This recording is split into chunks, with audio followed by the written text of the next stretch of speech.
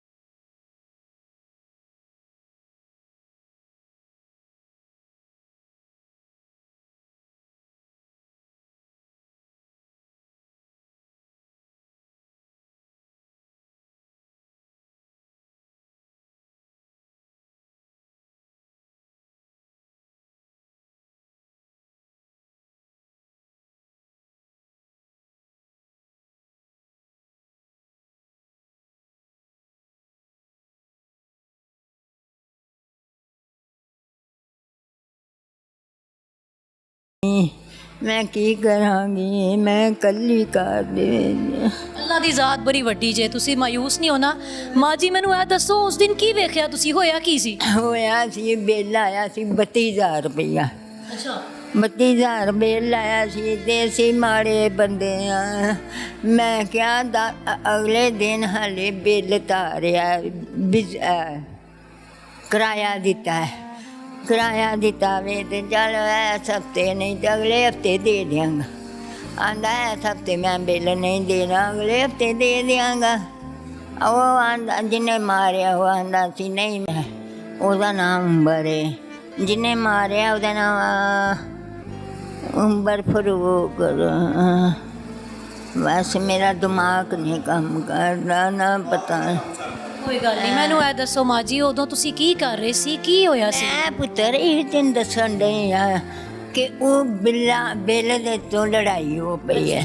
ਮੈਂ ਕਿਹਾ ਨਾ ਲੜੋ, ਨਾ ਲੜੋ ਵੇ, ਨਾ ਲੜੋ ਤੁਸੀਂ ਬੇ। ਉਹ ਆਂਦਾ ਮਾਰਨ ਵਾਲਾ ਜਿਹੜਾ ਮਾਰਿਆ ਜਿਹਨੇ, ਉਹਨੇ ਆਖਿਆ ਤੂੰ ਜਾ ਕੰਮ ਦੇ ਤੇ ਰੋਟੀ ਪਕਾਈ ਏ, ਖਾਧੀ ਨਹੀਂ ਸੀ। ਆਂਦਾ ਤੂੰ ਕੰਮ ਤੇ ਜਾ, ਮੈਂ ਆਪਣਾ ਤੇਰੇ ਆਉਂਦਿਆਂ ਨੂੰ ਮੈਂ ਇੱਥੇ ਨਜ਼ਰ ਨਹੀਂ ਆਵਾਂਗਾ, ਮੈਂ ਨਜ਼ਰ ਨਹੀਂ ਆਵਾਂਗਾ, ਤੂੰ ਟੁਰ ਜਾ ਕੰਮ ਤੇ। ਚਲੋ ਉਹਨੇ ਆਖਿਆ ਕੰਮ ਮੱਠੀ ਛੱਟੀ ਗੱਲ ਹੋ ਜਾਏਗੀ। ਉਹ ਮੁੰਡਾ ਨਹੀਂ ਮੰਨਿਆ ਮਰਨ ਵਾਲਾ। ਉਹ ਆਂਦਾ ਮੈਂ ਤੈਨੂੰ ਕੱਢ ਕੇ ਛੱਡਣਾ, ਮੈਂ ਤੈਨੂੰ ਕੱਢ ਕੇ ਛੱਡਣਾ। ਉਹਦਾ ਸਮਾਨ ਫੜ ਕੇ ਥੱਲੇ ਸੁੱਟਿਆ ਸੀ। ਉਹਦੇ ਵਿੱਚ 1,000 ਕੰਮ ਕਰਦਾ ਉਹ ਦੂਸਰਾ ਬਿਜਲੀ ਦਾ, ਉਹ ਤਾਰਾਂ ਛੇੜਦਾ। ਉਹ ਇੰਨੀ ਕੁਛੂਰੀ ਉਹਦੇ ਹੱਥ ਚੜ੍ਹ ਗਈ। ਉਹ ਪਤਾ ਨਹੀਂ ਲੱਗਾ ਕਿਸ ਤਰ੍ਹਾਂ ਉਹਨੇ ਮਾਰ ਦਿੱਤੀ ਹੈ। ਉਹ ਆ ਰੋਂਦਾ ਆਂਦਾ ਮੈਂ ਤੇ ਮਾਰਨ ਦੇ ਬਕੂਏ 'ਚ ਨਹੀਂ ਸੀ, ਮੈਂ ਤੇ ਮਾਰਨ ਦੇ ਬਕੂਏ। अच्छा, मुर्तज़ा कहंदा जे कि मेरे औंजी हत्थ विच आ गई ते मार दी। एनी एवं गलती नाल लगी? गलती ना आंदा लग गए, रोंदा चुप नहीं करता। माँ जी कौन कौन सी उस वाले घर विच? घर च मैं ते मेरी बेटी सी। मतलब तुसी सारा सीन वेख्या, तुसी तुहाडे सामने? मेरी झोली दे विच इस तरह ते मैं पाई रखिया। मैं क्या बरना लड़ो, बरना लड़ो।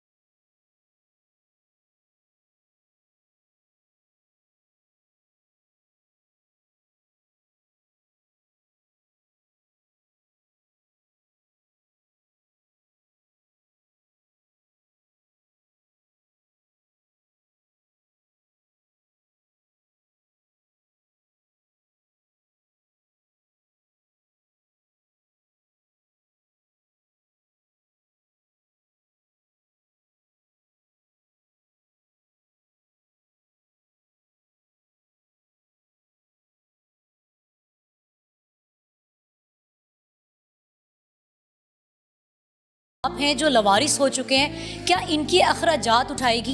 क्योंकि इनके दो बेटे जो पूरा घर किसी भी तरह झगड़ा करके, नाराज़गियाँ आपस में झेल के, लेकिन वो घर चला रहे थे। अब ये बूढ़ी खातून कैसे जाए? कंडीशन आप इनकी देखें, मतलब इनकी क्या उम्र होगी? क्या ये नौकरी करना शुरू कर दें? क्या करें ये? कैसे घर चलाएं? मतलब कि खुदारा बस कर दें, कुछ तो ख्याल कर लें। मतलब मुझे लगता है कि हमारे हुक्मरान भूल चुके हैं कि इंसान बसते हैं इस मुल्क में। भाई इंसान है, उनको भी उन तमाम ज़रूरियात ज़िंदगी चाहिए, और जो फैसिलिटेशंस में आप तमाम रह रहे हैं वो भी उनको चाहिए आसानियों के साथ। तो खुदारा ख्याल करें। ये देखें, इनको जी स्वेलिंग हुई हुई है, कह रही है मैं डायबिटिक पेशेंट हूँ। उम्र क्या है माँ जी थोड़ी की उम्र हो गई हुई?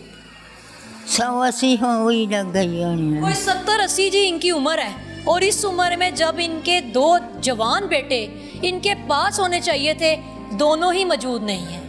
एक अल्लाह को प्यारा हो गया और दूसरा जेल चला गया। माँ जी किंज टुरदे जे इन्नी तुहाडे पाँव फुले ने? बस अल्लाह दी हवाले करके टोरदी फिरनी है। हाँ, अल्लाह दी ज़ात चला रही जे। अल्लाह दी एडे पैसे घर दे काम शाम कौन करदा जे?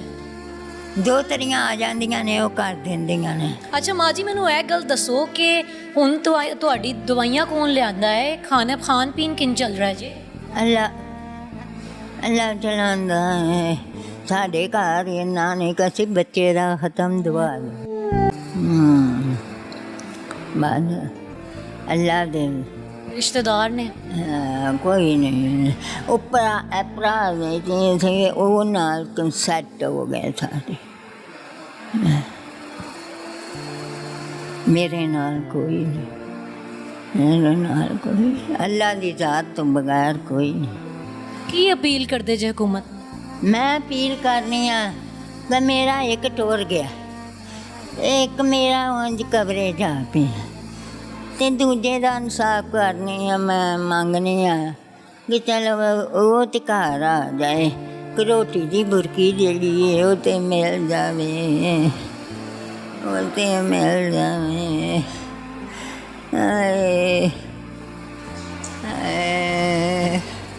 ना मैं कोई काम कर सकनी हाँ, ना मैं कोई कर सकनी हाँ, मेरे को हुंदा ही नहीं, ये हुंदा ही नहीं। बेटियां घर ने तुहाडे कोल ने?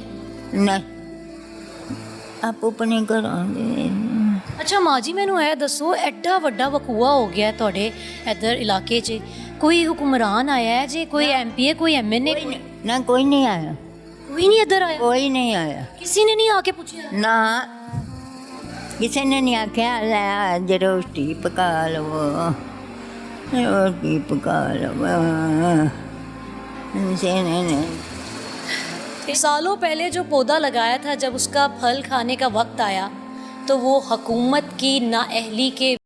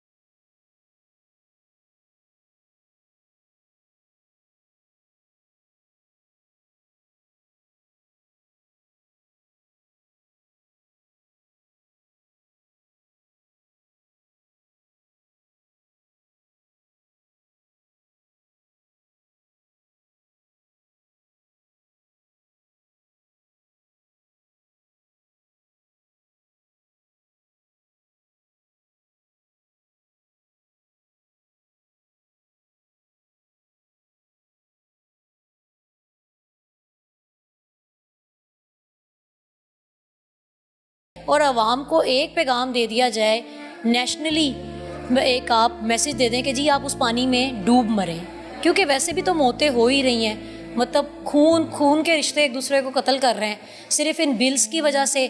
लोगों के पास खाने के पैसे नहीं हैं, लोगों के पास बिल्स देने के पैसे नहीं हैं, मतलब ज़िंदगी बसर करना इस कदर मुश्किल हो गया है, इस कदर मुश्किल हो गया जिसकी इंतहा नहीं है।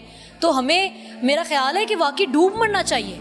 मैं दसो आज हंडी पकी जे इधर ना भुखे बैठिया सवेर दे कोई शह नहीं है, कितों लिया के पकानी है। ਅਸੀਂ ਕੀ ਕਰਨਾ ਜੇ ਅਸੀਂ ਇਹੋ ਜਿਹੀ ਹਕੂਮਤ ਆ ਜਿਹਨੂੰ ਅਸੀਂ ਵੋਟ ਪਾਉਣ ਲਈ ਇੰਨਾ ਜ਼ਲੀਲ ਹੁੰਦੇ ਆ ਲਾਈਨਾਂ ਵਿੱਚ। ਲੈਣਾ ਦੇ ਵਿੱਚ ਕੀ ਕਰਨਾ ਜੇ ਇਹੋ ਜਿਹੀ ਹਕੂਮਤ? ਮੈਂ ਕਿਹਾ ਮੈਂ ਨਹੀਂ ਵੋਟ ਪਾਉਣ ਜਾਣਾ, ਮੇਰਾ ਮੁੰਡਾ ਧੱਕੇ ਨਾਲ ਲੈ ਗਿਆ, ਆਂਦਾ ਨਹੀਂ ਅੰਮੀ ਵੋਟ ਜ਼ਾਇਆ ਨਹੀਂ ਕਰਨਾ। ਅੱਛਾ, ਤੁਸੀਂ ਪੁਲਿਸ ਨੂੰ ਨਹੀਂ ਕਿਹਾ ਕਿ ਇਹ ਬੱਚਾ ਛੱਡ ਦਿਓ? ਮੈਂ ਨਹੀਂ ਆਖਿਆ, ਮਤਲਬ ਮਾਂ ਦਾ ਦਿਲ ਦੇ ਬੜਾ ਮੋਹ ਹੁੰਦਾ ਤੇ ਮਾਂ ਤੇ ਮਾਫ ਵੀ ਕਰ ਦੇ। ਆਖਿਆ ਮੈਂ ਕਿਹਾ ਮੈਂ ਇਹਨੂੰ ਮਾਫ ਕੀਤਾ, ਤੁਸੀਂ ਵੀ ਮਾਫ ਕਰ ਦਿਓ, ਮੇਰਾ ਕੋਈ ਗੁਜ਼ਾਰਾ ਨਹੀਂ ਇਹਦੇ ਬਗੈਰ, ਕੋਈ ਵਾਲੀ ਵਾਰਿਸ ਨਹੀਂ ਉਹਦੇ। ਕੋਈ ਵਾਲੋ ਵਾਰਸ ਨਹੀਂ, ਮੈਂ ਕੀ ਕਰਾਂ, ਕਿੱਥੋਂ ਲਿਆ ਕੇ ਖਾਵਾਂਗੀ, ਕਿੱਥੋਂ ਲਿਆ ਕੇ ਖਾਵਾਂਗੀ, ਅਸੀਂ ਸਿਹਤ ਦੇ ਹੁਣ ਭੁੱਖੇ ਬੈਠੇ ਹਾਂ। क्या बेबसी और लाचारी का आलम है कि एक ज़ईफ़ माँ कैसे रो रही है, कैसे गिड़गिड़ा रही है, बिल्कुल अकेली रह गई है। और यहाँ पर हम अगर बात करें तो जी यहाँ पर डेकोरेशंस ही ख़त्म नहीं होती, ऐसी जगहों पर पैसे लग रहे हैं, चीज़ें जो ऑलरेडी सेटल्ड हैं उनको मज़ीद खूबसूरत बनाया जा रहा है। तो ये हैं असल वो चीज़ें जिन लोगों की हमें मदद करने की ज़रूरत है, जिनको देखने की ज़रूरत है। ये चीज़ें कम करें, इनके कम होने की ज़रूरत है। मरियम साहिबा ਨੂੰ ਕੋਈ ਦਰਖਾਸਤ ਕਰੋ, ਮਰੀਮ ਸਾਹਿਬਾ ਨੂੰ ਕੋਈ ਦਰਖਾਸਤ ਕਰੋ ਤਾਂ ਕਿ ਉਹ ਕੁਝ ਤੁਹਾਡੀ ਮਦਦ ਕਰਨ, ਤੁਹਾਨੂੰ ਇਨਸਾਫ ਦਿਲਾਉਣ। ਮਰੀਮ ਕੋਈ ਸਾਡੀ ਮਦਦ ਕਰੇ, ਮੇਰਾ ਪੁੱਤਰ ਛਡਾ ਦਵੇ ਕਿ ਆਪਣਾ ਚਲੋ ਅਸੀਂ ਰੋਟੀ ਦੀ ਬਰਕੀ ਕਮਾ ਕੇ ਖਾ ਲਈਏ। ਕੋਈ ਜ਼ਰੀਆ ਨਹੀਂ ਹੈ, ਕੋਈ ਜ਼ਰੀਆ ਨਹੀਂ ਹੈ। ਅਸੀਂ ਮਰੀਮ ਨੂੰ ਇਹ ਦਰਖਾਸਤ ਕਰਾਂਗੇ ਕਿ ਸਾਨੂੰ ਖੁਦਾ ਵਾਸਤੇ ਮਾਫ ਕਰ ਦਵੇ ਤੇ ਸਾਡਾ ਪੁੱਤਰ ਘਰ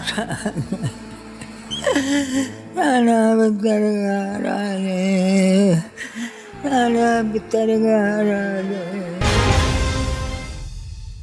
जी, इस वक्त मेरे साथ उमर फ़ारूक की सिस्टर और बहनोई भी मौजूद हैं। बड़ी सिस्टर के ये शोहर हैं और ये छोटी सिस्टर हैं। इनसे जानते हैं कि उस दिन क्या वक़्त हुआ। अस्सलाम वालेकुम जी। वालेकुम अस्सलाम।